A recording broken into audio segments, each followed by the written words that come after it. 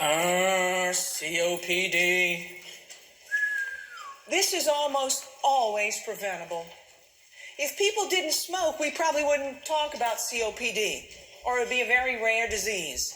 The latest update came to us in 2019, and you should know about the GOLD guidelines. This is a heavily evidence-based guideline that lets us know how to diagnose and treat and manage people who have this disease.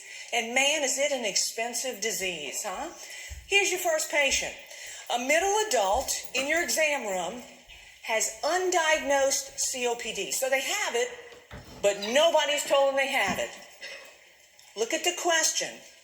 Which findings support a diagnosis of COPD? It's a select all that apply. Tomorrow morning we'll be talking about the two exams.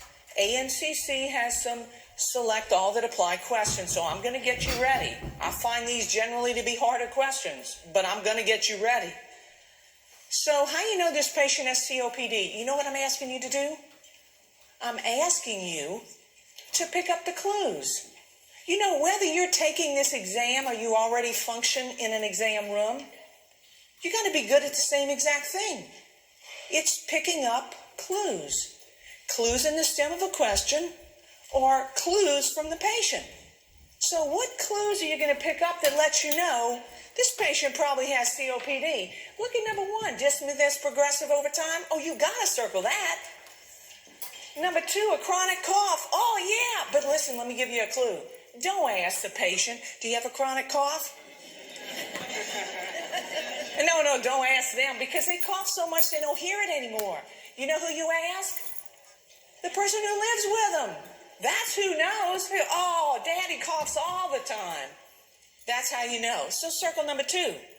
Look at number three. It says a history of vaping.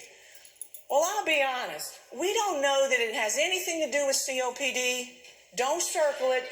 But right now, I don't think I'd vape water. Really. All right, so you need to advise your patients about that. All right. Look at number four, frequent exposure to wood-burning stoves. You need to circle it. Here's why. If you're exposed frequently to some lung irritant, it increases your risk of COPD. You got it, so circle number four. Number five says chronic sputum production. Oh, circle it twice. And then finally, dyspnea on exertion. Yeah, so I think I would circle all of them except number three, and I think you got the right answer.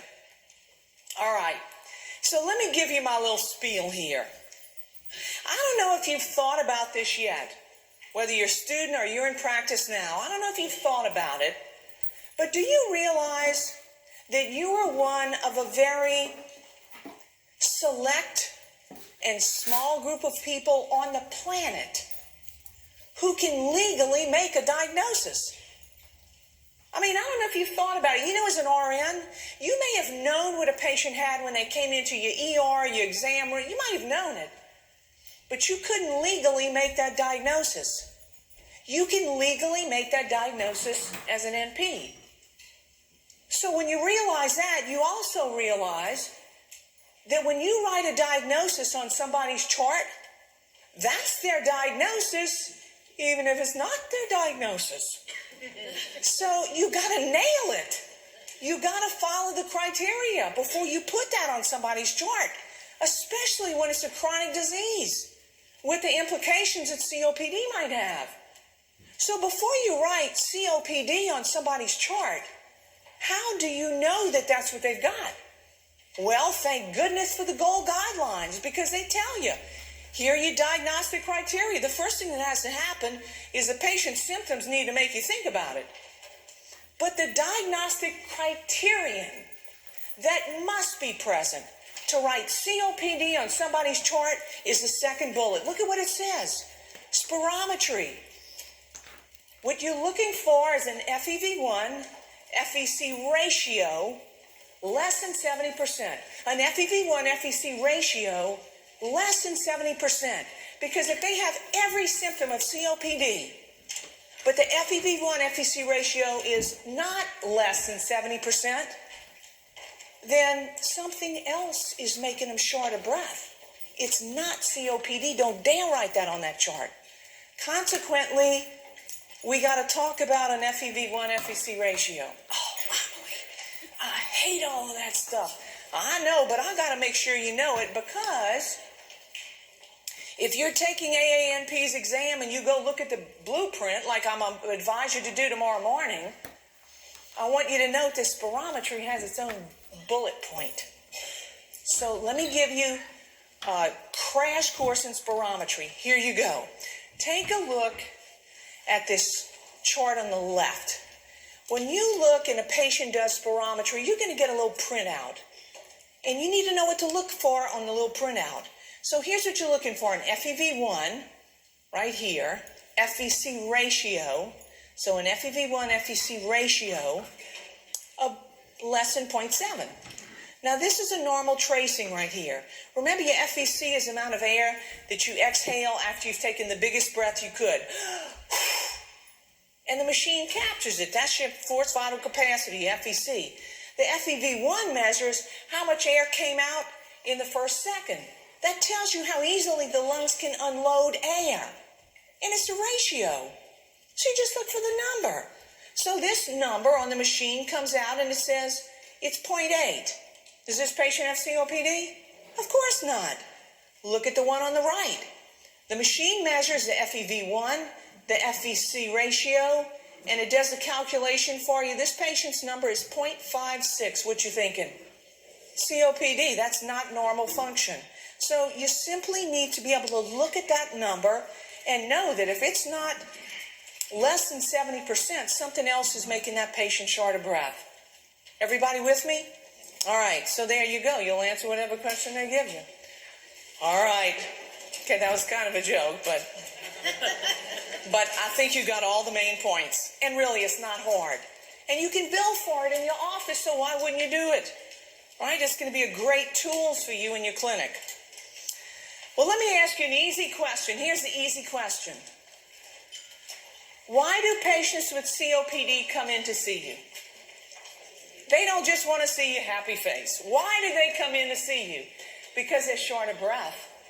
They get short of breath when they were doing something they've always been able to do before, like walk out to the mailbox to get their mail. So what you need to do is give them a medication that helps them breathe better. And when we talk about COPD, there are two classes of medications that you need to know all about. And right now, I'm going to make sure that I put it in your brain. And when you leave me this afternoon at 5:30 or 6 o'clock, it's going to still be in your brain. You ready? First class of meds that we use to help people breathe better are called the beta agonists. Now, here's the first question. What's an agonist? An agonist is a stimulant. It stimulates something. So a beta agonist is a drug that stimulates the beta receptors. Well, where are your beta receptors? You have them everywhere except your brain. Did you know that? You got beta receptors everywhere except your brain. You have beta 1s in the heart. Always remember that. You have one heart. That's where the beta 1s are. And you know what? When we stimulate the beta 1 receptors, look, we get tachycardia because that's what happens in the heart. So we get tachycardia. Well, we don't really want that for somebody who can't breathe. It's a side effect, most common side effect of albuterol. The beta receptors we're trying to stimulate when we give a patient a beta agonist are the beta 2s. And the beta 2s are in your lungs. I remember most people have 2 lungs, beta 2s. And when we stimulate the beta 2s in the lungs, look at what happens. Look, bronchodilation. We open up your airways. If I can open up your airways, I can move air more easily in and out. And you know what else I can do? I can get mucus out of the way so air can move more easily in and out. So the beta 2 stimulation is the reason we give these people who can't breathe a beta agonist. It stimulates the beta 2s. Now, I told you that you had beta receptors everywhere but your brain. You know where the rest of them are? In your fat tissue. Most people, even if they're skeletons, have fat tissue almost everywhere else. So when we give a patient a beta agonist, we're trying to get them to breathe better. We're trying to stimulate the beta 2 receptors in the lungs and cause bronchodilation. Is everybody with me? Next point, here it is. You will always know a beta agonist if you know its suffix. The suffix of every beta agonist on the planet is terol. Albuterol, salmeterol, formoterol, vilanterol, new drug terol. When it ends in terol, it's a beta agonist. All right, it's got to be. Now, the beta agonists fall into 2 different groups. We have the short-acting and the long-acting. The short-acting do just that. They only work for a short period of time. A short period of time means 4 to 6 hours. But you know what their claim to fame is? Their claim to fame is that they start working right away. In less than 2 minutes, the short-acting beta agonists start producing bronchodilation. The best example of a SABA, a short-acting beta agonist, is which one? Albuterol, right? Albuterol. And you know the most common side effect of albuterol. What is it? Tachycardia. And now you know why. Well, we don't just have SABAs. We have LABAs, long-acting beta agonists. Their claim to fame is they don't come to work right away, but they work for a long time when they finally come. The LABAs start working in about 10 to 20 minutes.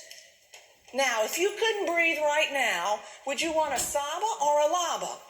A SABA. And because of that, we call the SABAs rescue meds. They come to your rescue, all right? So SABAs and LABAs are very, very different. So that's the first class of drugs that we use to help people breathe better. They're called the beta agonists. The second class of drugs that we use to help people breathe better, especially when they have COPD, is a drug class called the inhaled anticholinergics. Anticholinergics, the way that they work is that they don't really cause bronchodilation. But listen to what they do. They prevent bronchoconstriction. The inhaled anticholinergics prevent bronchoconstriction. And the way they do that is by blocking the action of acetylcholine. Acetylcholine is a messenger. It carries messages in muscle cells, and it carries messages in brain tissue. Brain tissue.